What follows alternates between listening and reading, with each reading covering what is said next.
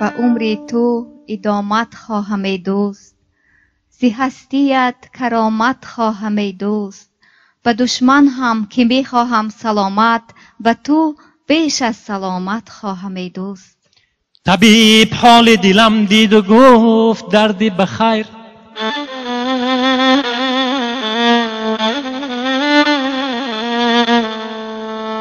طبیب حال دلم دید و گفت دردی بخیر. دوای سینه تو خوش خوش پروین است، دوای سینه تو خوش خوش پروین است.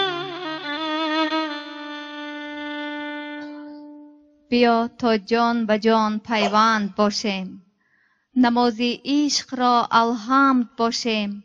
چو آن یکتاترین ما را چنین ساخت، دو مانند و دو بمانند باشیم. اگر به کوچه ما آمدی، اگر به کوچه ما آمدی ترانه بیار. با شکر و سپاس دوستت می دارم، ای از همه خاص دوستت می دارم.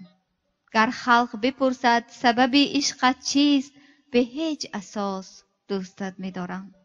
اگر روزی زی عمرم مانده باشد دوستت دارم، زی رویم دور رو گردانده باشد دوستت دارم.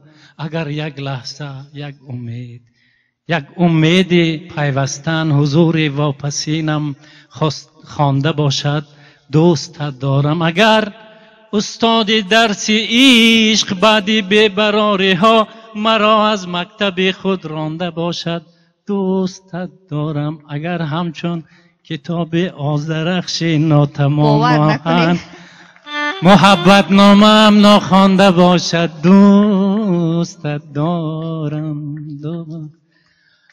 گر نباشی دوست دارم، دوست دارم همچنان، زان که من به این تمنا دوست می دارم تو را. بیا تا مرده من جان پذیرد، کهن دردی دلم درمان پذیرد.